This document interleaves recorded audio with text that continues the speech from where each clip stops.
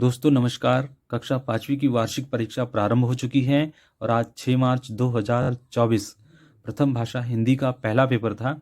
तो आइए हम देखते हैं कि पहला पेपर कैसे आया है। पहला प्रश्न है, बादशाह अकबर ने घड़े में क्या देखा था? तो बादशाह अकबर ने घड़े में कद्दू देखा था।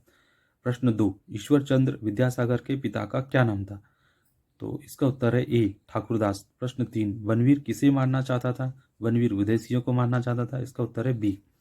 प्रश्न 4, आकाश शब्द का पर्यायवाची है ए, नभ।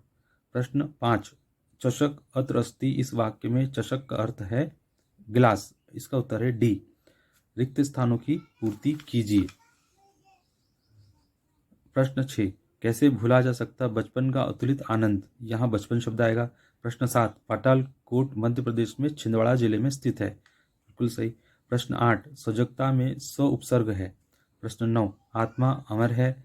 प्रश्न 10, जिस शब्द से पुरुष जाति का बोध होता है उसे पुल्लिंग कहते हैं।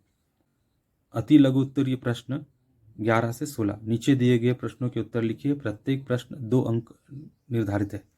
11, चंदन की हत्या किसने की थी? प्रश्न 11, चंदन की हत्या बनवीर ने की थी। प्रश्न 12, उज्जैन में कुंभ मेला कब लगता है उधर उसे क्या कहते हैं? उज्जैन में कुंभ मेला हर 12 वर्ष में लगता है और उसे सिंहस्थ कुंभ मेला कहते हैं, ऐसा आप लिख सकते थे। प्रश्न 13, पाठ के अनुसार एक साथ की जाने वाली प्रार्थना को क्या कहते हैं? सजदा कहते हैं एक साथ की जाने वाली प्रार्थना को। प्रश्न 14 है, सच्चा शब्द का विलोम शब्द लिखिए। सच्चा शब्द का विलोम शब्द है झूठा, असत्य। प्रश्न 15 है, निम्नलिखित में से व्यक्तिवाचक संज्ञा की पहचान कर लिखिए। तो इसमें पुस्तक, राम, वृक्ष। तो इसमें जो राम है व्यक्तिवाचक संज्ञा है। प्रश्न 16, सप्ते कति वासरा। सप्ते कति वासरा यानी कि सप्ताह में कितने दिन होते हैं? तो ये आपके कक्षा 5वीं के संस्कृत का प्रश्न है। तो संस्कृत में सप्ते सप्तवासरा मतलब एक सप्ताह में 7 दिन होते हैं। प्रश्न 17 है, महान वीरों की कहानियां सुनाकर माता ने शिवाजी में किन गुणों को विकसित किया था?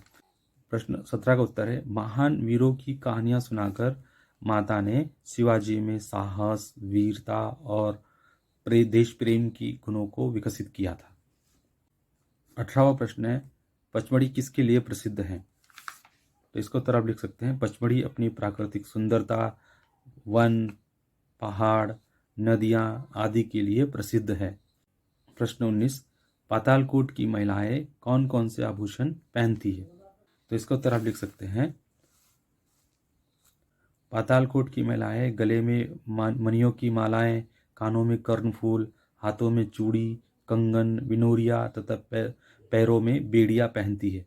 प्रश्न 20 है, राजेंद्र के परिवार के आय का साधन क्या था? तो इसका उत्तर है, राजेंद्र के परिवार की आय का मुख्य साधन कृषि था। दोस्तों प्रश्न 21 है, दिए गए शब्दों की सहायता से अपने प्रधानाध्यापक को स्थानांतरण प्रमाण पत्र प्रदान करने हेतु आवेदन पूर्ण कीजिए। तो यहाँ पर कुछ ऑप्शंस दिए गए हैं, यहाँ रिक्त स्थान दिए गए हैं, आपको इनमें से ही भरना था। तो श्रीमान प्रधानाध्यापक महोदय, अध्यापक, शासकीय प्राथमिक शाला, यहाँ पे सागर का नाम दिया, सागर।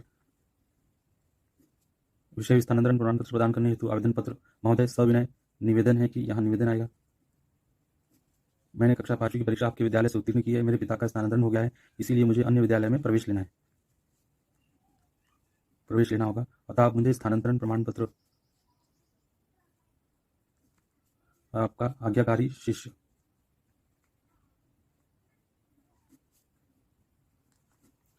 और मोहन। और यहाँ का दिनांक आप डाल सकते हैं 6/3/2024। इस प्रकार से इस प्रश्न का उत्तर आप देंगे।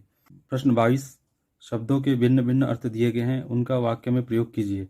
तात यानी पिता पुत्र और कर यानी हाथ होता है, कर यानी हाथ भी होता है और टैक्स भी होता है, तो आपको इसको वाक्य में प्रयोग करना था। प्रश्न 23 है, कवि परिचय देते हुए निम्नलिखित पंक्तियों का भावार्थ लिखिए।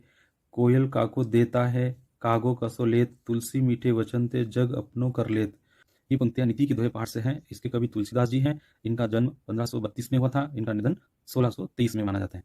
रामचरितमानस आपका प्रसिद्ध ग्रंथ है। भावार्थ है, तुलसीदास जी कहते हैं, मीठे स्वर में बोलने वाले कोयल भला किसको क्या देती है, अथवा काव काव करने वाला कौवा किसको क्या लेता है, फिर भी लोग कोयल की आवाज को सुनना पसंद करते हैं, इसे आप इसमें लिख सकते हैं। प्रश्न 24 है, 27 फरवरी 1931 को अल्फ्रेड पार्क में क्या हुआ था? प्रश्न 24 का उत्तर आप ऐसे लिख सकते थे, 27 फरवरी 1931 को अल्फ्रेड पार्क में चंद्रशेखर आजाद सुखदेव के साथ बैठे थे। उन्हें पहचान कर अंग्रेजों ने उन्हें चारों ओर से घेर लिया। आजाद ने सुखदेव से वहां से जाने को कहा और स्वयं कई घंटों तक अकेले अंग्रेजों का सामना किया।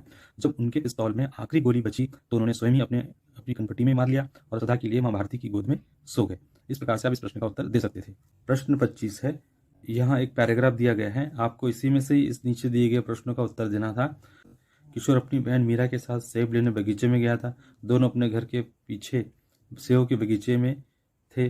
सेब का जैम बनाने के लिए उन्हें 12 सेब की आवश्यकता थी। माँ ने उनसे कहा था कि बगीचे में पके एवं अच्छे सेब ही लाना।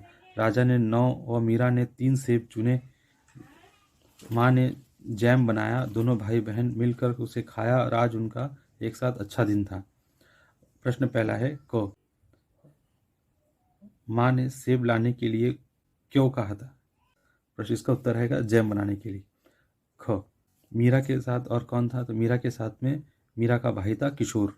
प्रश्न ग, माँ को जैम के लिए कितने सेब चाहिए थे? माँ को जैम के लिए 12 सेब चाहिए थे।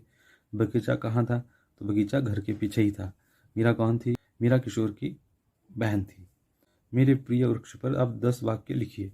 प्रश्न 26 का उत्तर आप इस प्रकार से दे सकते हैं, मेरा प्रिय वृक्ष नीम का पेड़ है। नीम के पेड़ की सभी भाग उपयोगी हैं। नीम का पेड़ छायादार पेड़ है। नीम की पत्ती का उपयोग औषधि के लिए किया करते हैं। नीम के टहनियों का उपयोग दातून के लिए करते हैं। नीम की पत्तियों को जलाने से मच्छर भागते हैं। नीम के पेड़ से शुद्ध ऑक्सीजन मिलता है। मैं नीम के पेड़ की छाया में दोस्तों के साथ में खूब खेलता हूँ। इस प्रकार से आप 10 पॉइंट लिख सकते थे। वीडियो अच्छा लगा हो तो वीडियो को लाइक करिए, शेयर करिए और सब्सक्राइब करिए, और हाँ, बेल आइकन को अवश्य दबाइए, जिससे कि मेरे आने वाले वीडियो की नोटिफिकेशन आप तक आसानी से पहुँचे। वीडियो देखने के लिए धन्यवाद। Thank you so much. आभार।